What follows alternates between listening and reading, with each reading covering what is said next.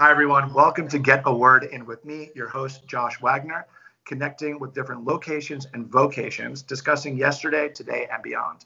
And today, we're truly going beyond borders and blockades.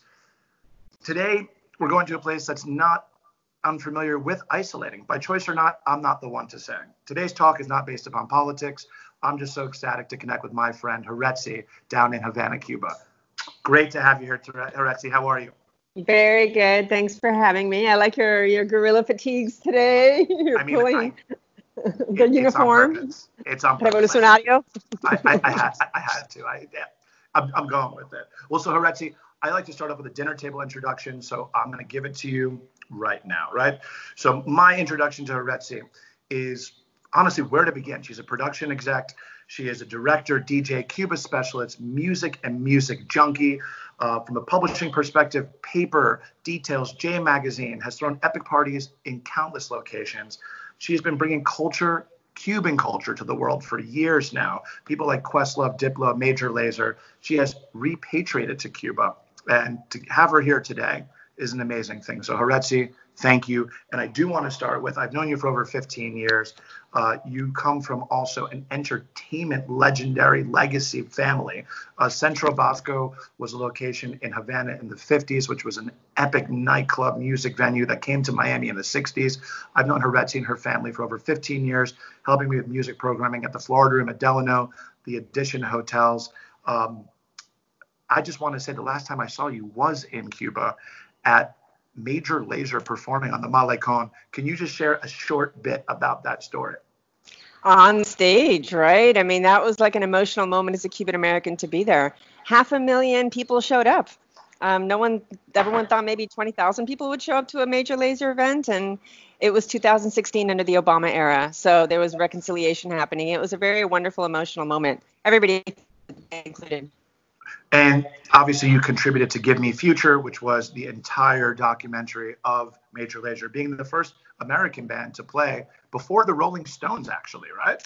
They were a week before. Yeah, I can't take credit for the booking. Fabiana Musicabana did it. I'm one of the producers on the film, which Matador Films produced. And yeah, it was a week before that. I call that March Madness that year because the first week Major Lazer played, the second week Rolling Stone played. Second week Obama came to speak. It had been 80 years since a U.S. president had come to Cuba, and then the week after Rolling Stone. So it was like boom, boom, boom, boom that month.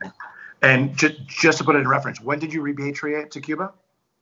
I got here end of 15, so I've been here since then, and a year and a half in, so maybe 2017. The day I picked up my passport from the immigration office was the day that Trump went on the news in Miami and said he was going to shut Cuba down. He was going to undo all the changes Obama did. Yeah, it was, and I remember holding onto the passport and hugging it, going, okay, I'm not going to get kicked out of here. I'm a Cuban national now.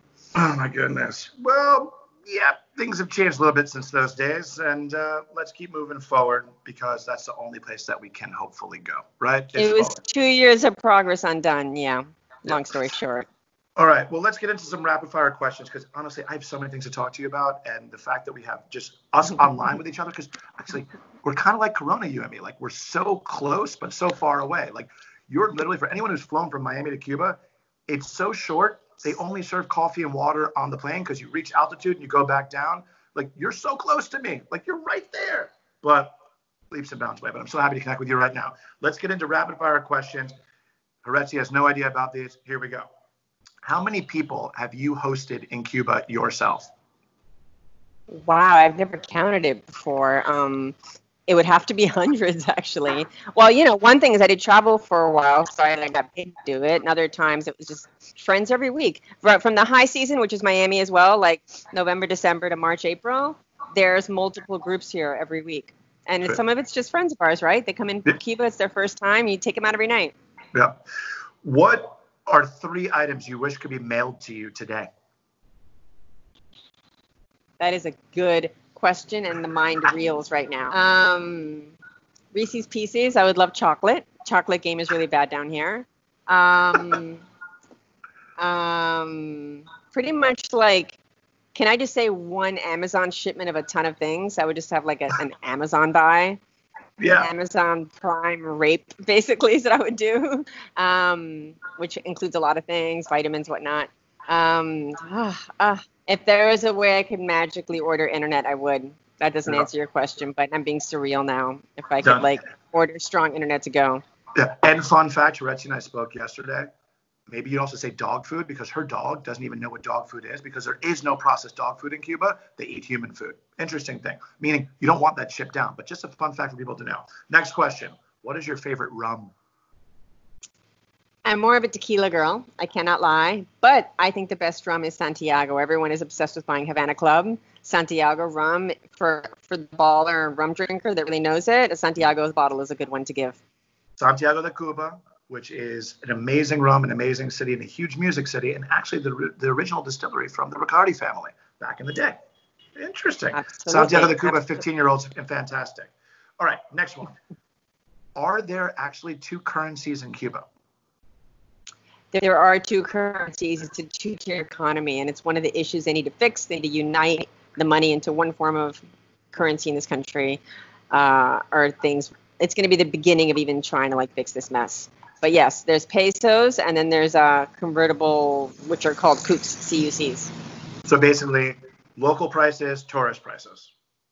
Correct. There's actually two prices for everything. If you actually go into either restaurant, you can pay for either side. It's not like they kick you out and say this is a tourist restaurant.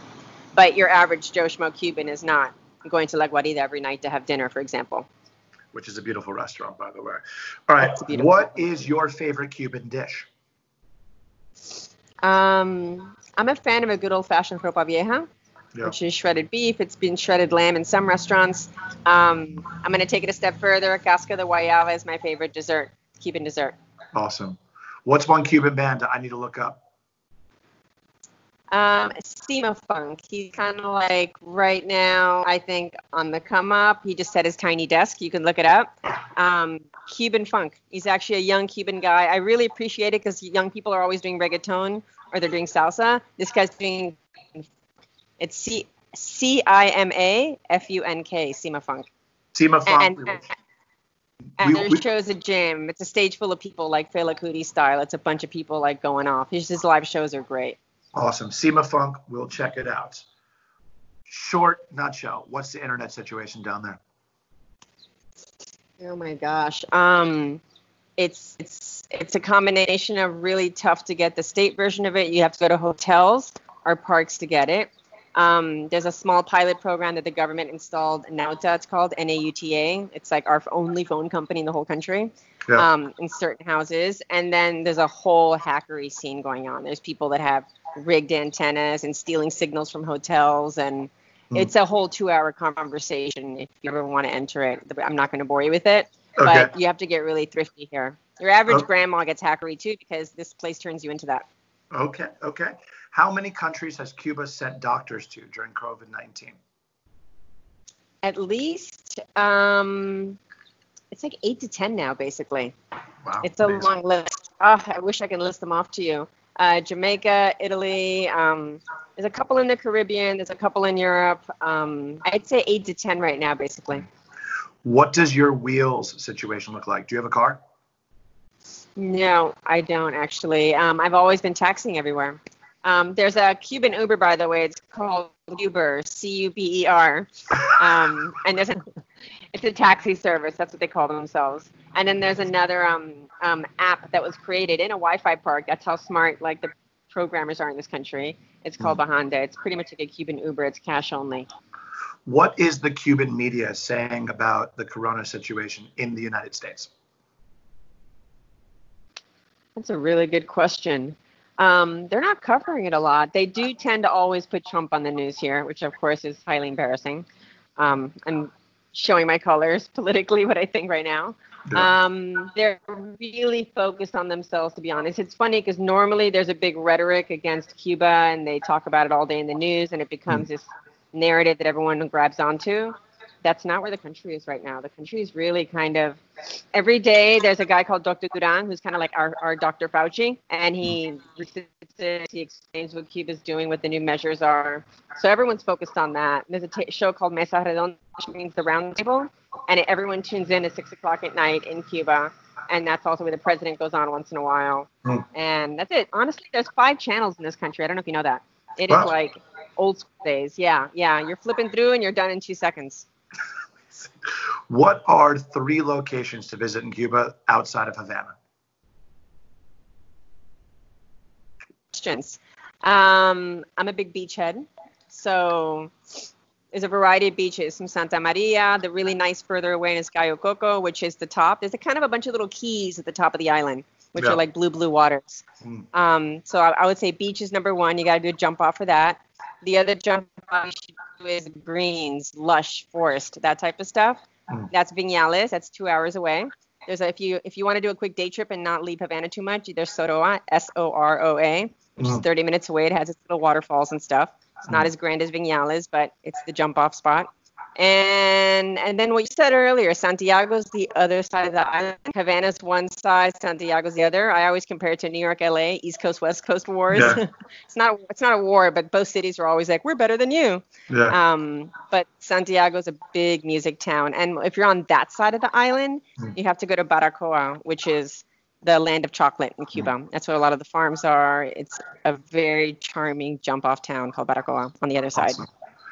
In a nutshell, does Cuba have the cure for coronavirus? Oof. Cure is not the word. It's called interferon, and they created it apparently for dengue, because the purpose of it is it mitigates the virus multiplying really fast, which is the issue with corona. It multiplies very fast. So they've had it. They've mitigated a lot of deaths with that here, and they're experimenting with it. But it could be potentially a medicine that will be produced in mass rounds and sent around the world. Remember, we said earlier, doctors are sent to all these other countries right now. Yeah. It's not official, but I have a gut feeling that they're testing this medicine out in all these countries right now. Gotcha. What is the last good deed that you did?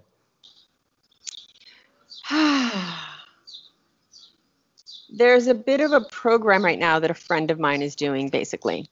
So I'm going to give money to that, basically. What he's doing is he's getting a lot of young Cubans, and they're donating food to elderly. They're driving around town, they're buying food, and it's not easy to buy food here, by the way. Yeah. And they're delivering pasta and vegetables and all that stuff to elderly. I can't go because I have asthma, and if I get corona, it's the end of Jauretsi.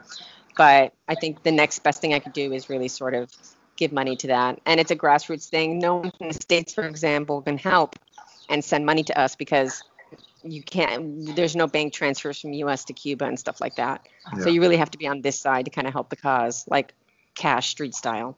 Good. Nobody wants to end up Jauretsi, okay? Because we want a lot more Jauretsi. So you stay inside and you stay safe. I'm a little bit shook on that. What is your last regret?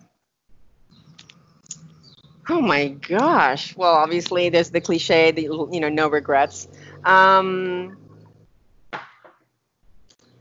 Ask me in 6 months, because I don't know if a regret's going to be that I should have left here. Done. We'll move forward.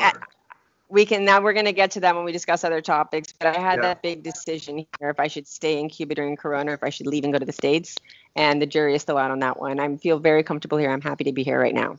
But if this thing lasts about a year, I'm going to lose my mind if I don't get my 21st century break. Okay. Well, here's our next segment then. Thank you for that. Let's get into location, right? So this is the part where, honestly, it's on the ground for me. I'm really learning about other places, what are genuinely happening by connecting with people.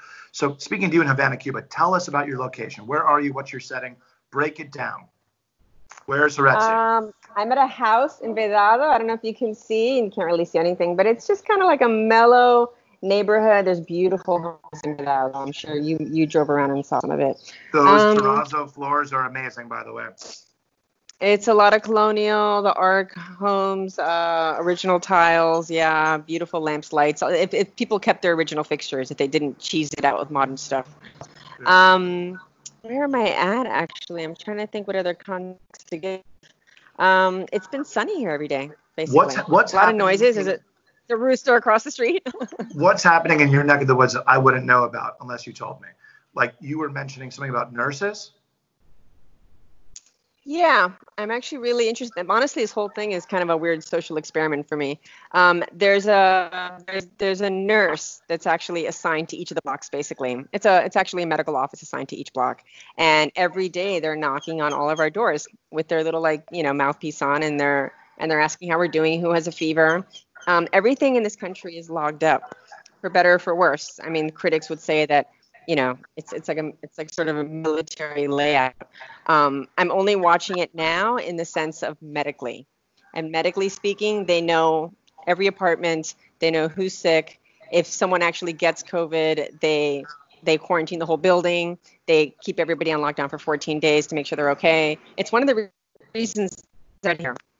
So I'm fascinated by the medical attention here on a community grassroots, like on the block level. Yeah. That shit's real. Okay. And then what's it like, supermarket situation, getting your food? Are the streets calm? Is there any panic? Are everyone covering their masks? What's it like for you to go get your groceries? Supermarket. There's like no supermarkets in Cuba. There's not even like I see a Whole Foods photo of a shelf and I want to cry. There's farmers markets. So you can get your occasional onion, eggplant, tomatoes, you get creative with that. Now you can get creative with your bean game, which is kind of like, garbanzos, lentils, black beans. And meat have been very tough to come by. I just found out that the reason that's happening is because countries can't drive from province to province to deliver their meats.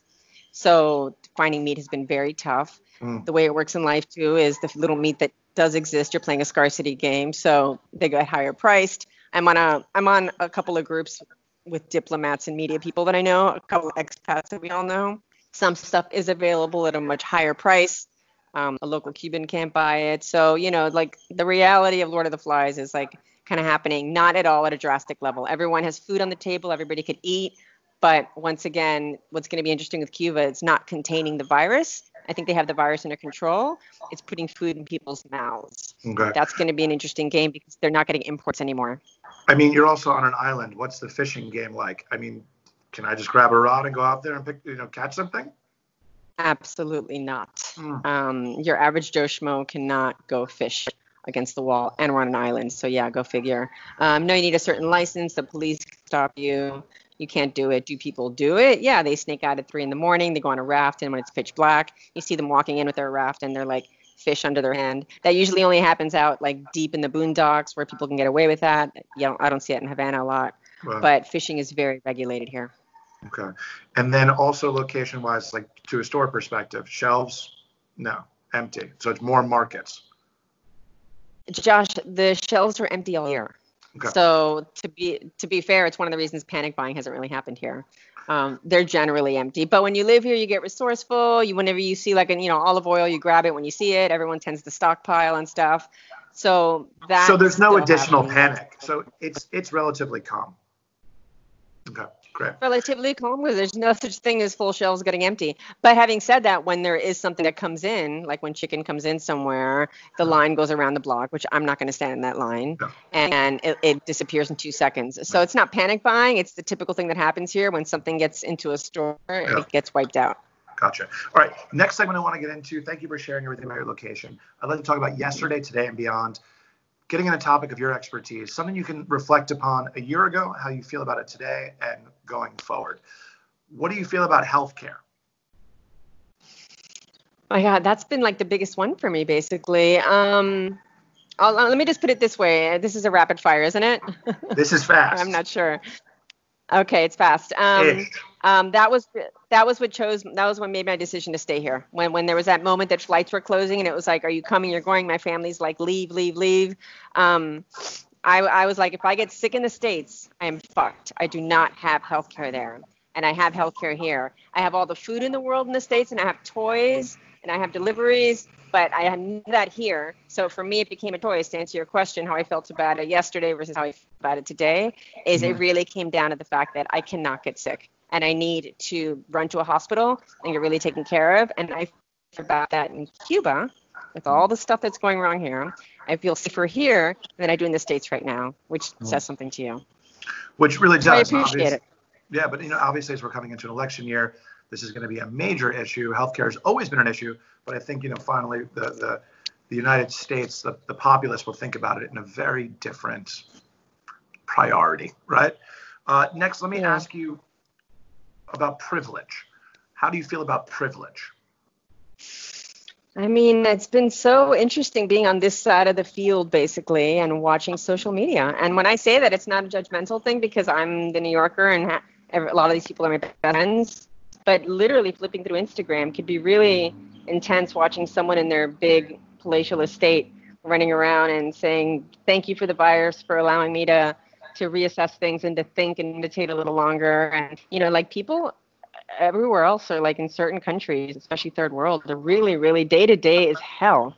Yeah. So it's weird to see on social media. I'm not saying don't do it because I know you're speaking amongst your own peers and stuff like that, but just to really sort of open those eyes and be conscious of what some of your content looks like, and how ivory tower-ish it seems and all that stuff. And if we are blessed in that sense economically, like give to something. If you're outside of Cuba, you can donate to a lot of different causes. Like balance the karma out on that one. Yeah, it's interesting. Just to chime in and fire back, I've been to Cuba 3 times, and privilege in Cuba is something that is not considered something to show off.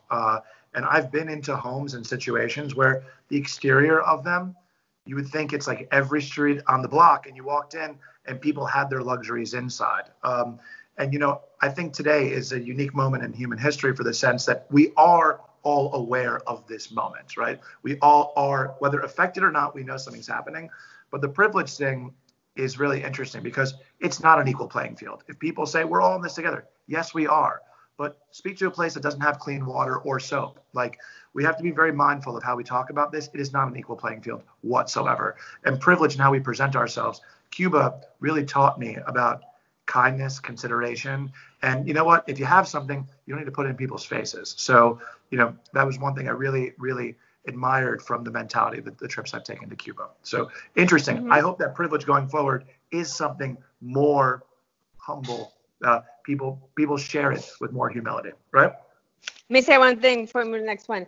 Cuba has an interesting relationship with money, though, too, and I sort of like laugh about it once in a while. They don't flaunt it. And it's almost like there's a shame involved in like having a lot of money because you're kind of hiding it. So you will see a big house in some chic neighborhood, but it's got this ugly fence in front of it, and you can't quite see the house exactly. Yeah. So there's somewhere in the middle is the answer. It's like a spectrum, basically. It's like I'm not saying show it off, but like definitely like be okay with owning pretty things, mixed with being a good person, a good and kind person.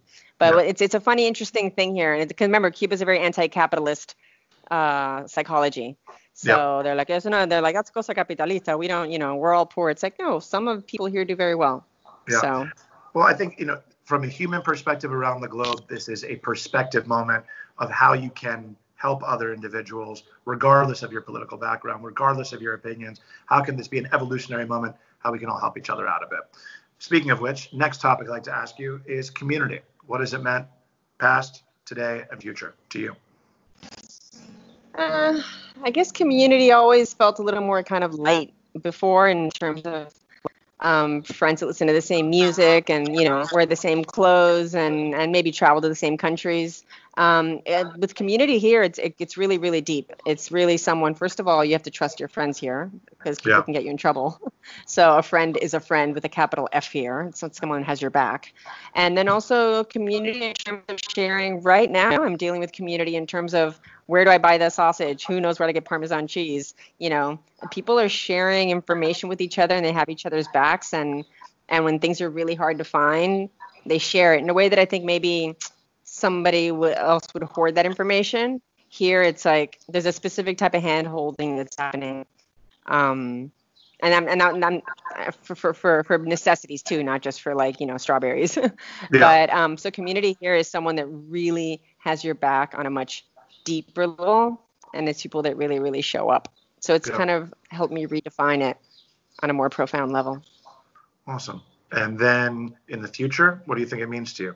Continuing from how you feel about it today?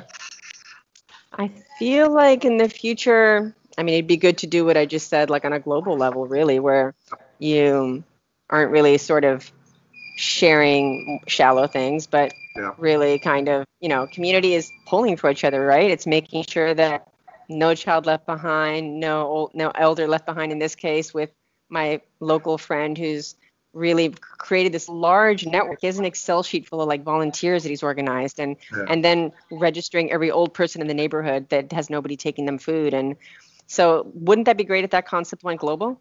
Yeah, like, I really, so yeah, I totally agree. I really hope there's so many things that we're doing today that we do carry with us into the future, and how we support each other as a community is obviously one of those things that I hope that we continue the goodness with. Anyway. Yeah, and to me, sorry to interrupt. To me, that's more community than like going to like a Burning Man. Not that I'm dissing Burning Man, because I know that there's fabulous things that happen there, but it's like, to me, like that's the definition of community. Like really like doing it like a grassroots street program where you're helping like the old people. Like that's without anybody prodding them to do it. Like they feel in their nature that that's what they should be doing. Yeah, very well said. Thank you.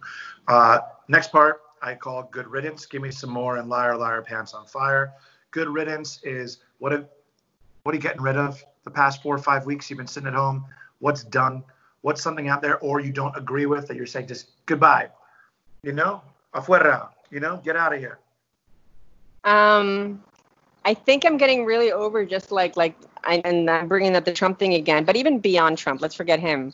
Just like toxic politics. I mean, we've all been around long enough to have seen many presidents happen. And as much as we were pissed off at George W. for, Iraq and stuff, it's like nothing is like, it's toxic now. It's toxic. It's babies screaming at each other. It's tantrums.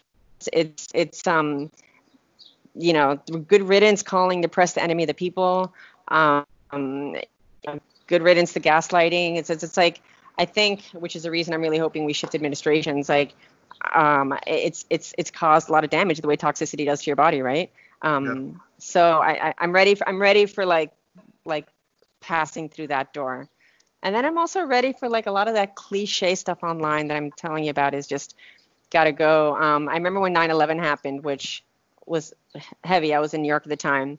Just the lyrics of Imagine went around like 50,000 different emails. And the fact that there was like a new Imagine thing, I'm just like, good riddance. Can we not use the lyrics of Imagine anymore? Basically, it is one of the most beautifully written songs ever to be penned onto paper. So I am not dissing the like profound relationship I have with that song myself. Let's leave it for John Lennon to sing. Yeah. No. Take it off the viral. Take it off the viral. All right. So good riddance to toxicity in politics. Good riddance to everyone trying to sing one song that's gorgeous on its own by Thank You, Mr. Lennon. And now let's get into give me some more. What are you doing now you're going to continue doing in the future? Or what is a guilty pleasure that you've adapted that like you're just using to pass the time?